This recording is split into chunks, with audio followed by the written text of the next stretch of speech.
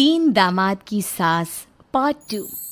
अब तक आपने सुना कि कावेरी जी अपनी तीनों बेटियों ईशा, मोहिनी और सुहाना की शादी तीन घर जमाई लड़कों के साथ करवा देती है। उन्हें लगता है कि ये लड़के शायद घर का कामकाज संभाल लेंगे, लेकिन उनके तीनों घर जमाई बहुत आलसी थे। वो नौकरी भी नहीं करते थे और बाहर का काम भी नहीं। कावेरी जी ने अपनी बेटियों से कहा कि वो प्रेगनेंसी का बहाना बनाकर अपने पतियों को सबक सिखाए। अब सुनिए आगे। मम्मी, आपने जैसा कहा था हमने वैसा ही किया, लेकिन देखिए ना, विवेक का हाल तो वैसा का वैसा ही है। घर में ना सुबह का नाश्ता बनता है और ना खाना। नौकरी पर जाने की बात करूं तो खाने को दौड़ते हैं मुझे। हाँ मम्मी, मैंने भी सुमित को कितनी बार कहा कि अगर नौकरी नहीं करनी तो कोई छोटी सी दुकान ही खोल लो। घर का खर्चा कैसे चलेगा? देखो दोपहर के 12 बजने आए और जनाब अभी तक सो रहे हैं। हाँ मम्मी, ईशा और सुहाना ठीक कहती हैं। अविनाश का भी यही हाल है। जब मैंने अपनी प्रेगनेंसी के बारे में कहा तो मुझसे कहने लगा, अरे दूसरी लड़कियां तो 9-9 महीने तक नौकरी करती है, बस डिलीवरी के टाइम छुट्टी लेती है। मोहिनी, तुम भी नौकरी करो। अब मुझे कहाँ नौकरी मिलेगी? मम्मी बताओ अब मैं क्या करूँ? हे भगवान, क्या सोचकर घर जमाई दामाद लाई थी मैं कि मेरी बेटियां मेरे पास रहेंगी और खुश रहेंगी, लेकिन इन आलसी दामादों ने तो हमारी जिंदगी को भी प्रॉब्लम में डाल दिया है। मैं तो कहती हूँ मम्मी, हम लोग वापस अपनी जॉब पर जाना शुरू कर देते हैं। बता देते हैं इन लोगों को कि हमने प्रेगनेंसी का बहाना किया है। नहीं नहीं बेटा, ऐसी गलती भी मत करना। अगर तुमने ऐसा किया तो इन तीनों की आदत और ख़राब हो जाएगी।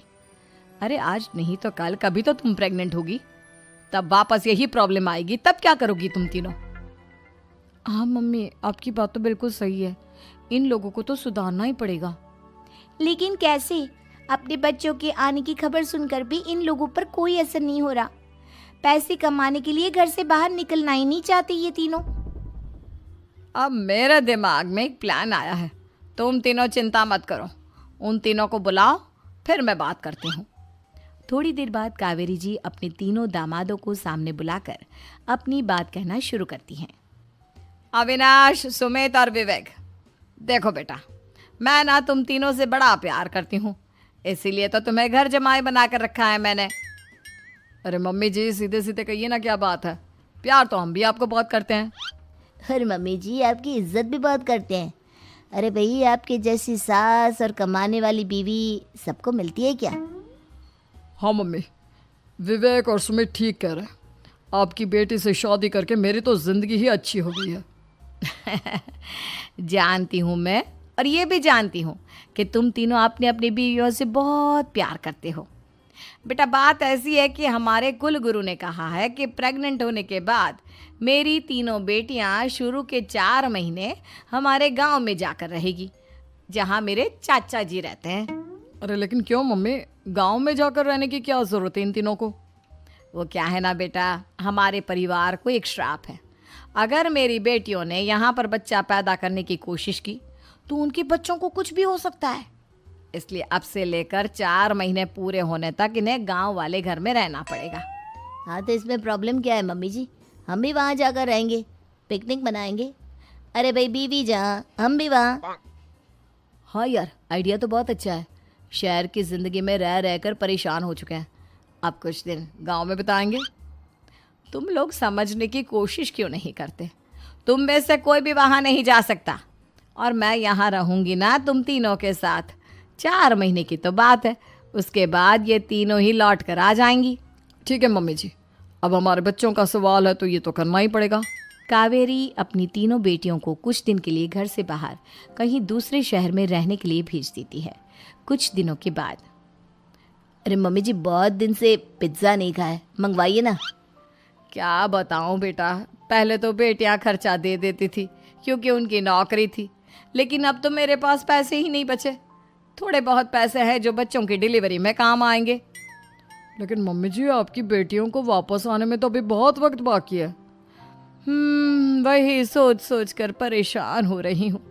सोच रही हूँ कल से दूध भी बंद करवा देती हूँ। अब दूध वाले को देने के लिए पैसे भी तो नहीं है ना। अरे नहीं नहीं मम्मी जी, अगर दूध भी बंद करवा दोगी तो मुझे चाय कहाँ से मिलेगी? और चाय के बिना मैं तो मर ही जाऊंगा। क्या करूं बेटा, इसके अलावा हमारे पास कोई ऑप्शन नहीं है, मेरे पास पैसे ही नहीं बचे।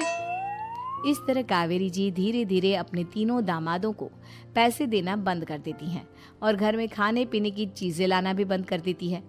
अब वो तीनों बुरी तरह से परेशान होने लगे थे और इसलिए एक दिन तीनों प्लान करके घर से बाहर निकलते हैं और बाजार में जाने के बाद यार अच्छा खाना खाए हुए कितने दिन हो गए, पता नहीं कब अच्छा खाना मिलेगा। हमारी बीवियों के जाने के बाद तो हमारी हालत भिखारियों जैसी हो गई है यार। कुछ भी हो, मुझे तो आज पिज्ज़ा खाना ही खाना है। जेब में 1 रुपया नहीं और पिज्जा खाएगा, कहाँ से आएंगे पैसे? अरे देख वहाँ सामने बोर्ड पर क्या लिखा हुआ है, कंप्यूटर पर काम करने के लिए एक आदमी की आवश्यकता है। भाई मैं तो जा रहा हूँ, काम करूँगा और शाम तक पैसे लाकर आराम से पिज्ज़ा खाऊंगा। जा जा, तुझे कोई काम नहीं देने वाला, हम तो घर जा रहे हैं। चल भाई सुमित। सुमित और अविनाश वहाँ से चले जाते हैं और विवेक उस कंप्यूटर शॉप पर सारा दिन काम करके 5,000 रुपये कमा कर घर लौट कर आता है और अपने खाने के लिए अच्छी अच्छी चीज़ें भी लेकर आता है। ये देखकर विवेक और सुमित के दिल में भी कुछ पैसे कमाने की इच्छा जागती है। अरे सुबह सुबह कहाँ चल दिए तुम? मम्मी जी एक बहुत अच्छी जगह मिली है, कंप्यूटर पर काम करने के 5,000 मिले थे कल मुझे। अगर रोज़ काम करूँगा तो पूरे 40,000 की तनख्वाह। अरे वाह, ये तो बहुत अच्छी बात है दामाद जी, आपको जाना ही चाहिए। सुमित और अविनाश विवेक को इस तरह तरक्की करते देखकर परेशान हो जाते हैं और वो दोनों भी काम की तलाश में निकल पड़ते हैं। धीरे धीरे उन दोनों को भी काम मिल जाता है। अब कावेरी के तीनों दामाद छोटी मोटी नौकरी करके अच्छा पैसा कमाने लगे थे। एक दिन कावेरी उन्हें अपने पास बुलाती है। अरे वाह, विवेक 40,000 कमा लेता है, अविनाश 60,000 और सुमित तुम भी 40,000 के आसपास कमा ही लेते हो। कुल मिलाकर तुम अच्छे खासे पैसे कमा रहे हो बेटा। हाँ मम्मी जी, बहुत मज़ा आता है जब महीने के एंड में मोटी रकम हाथ में आती है। पूछिए मत मम्मी जी, घर में रहकर रोटी बना बना कर और तो जैसा महसूस होने लगा था मुझे तो। हाँ बेटा, तुम तीनों की बात तो बिल्कुल ठीक है और जानते हो अब तुम तीनों की पत्नियां भी वापस लौट कर आने वाली है। लेकिन मम्मी जी अभी तो उन्हें गए सिर्फ 2 महीने हुए हैं, आपने तो कहा था वो 4 महीने के बाद लौट कर आएंगी। ऐसा कुछ नहीं है बेटा, मैं सिर्फ तुम तीनों को सबक सिखाना चाहती थी कि आदमी घर में बैठकर बीवी की कमाई खाता हुआ अच्छा नहीं लगता। इस दुनिया में हर इंसान को मेहनत करनी चाहिए, काम करना चाहिए, चाहे वो औरत हो या आदमी, ताकि अपने परिवार को संभाल सके। कावेरी की बात सुनकर उन तीनों को अपनी गलती का एहसास होता है और कावेरी उन्हें सच बता देती है कि ईशा, सुहाना और मोहिनी शहर में ही कहीं दूसरी जगह रह रहे थे। शाम के वक्त उन तीनों की पत्नियां लौट कर आ जाती है और कावेरी जी का परिवार एक खुशहाल परिवार की तरह रहने लगता है।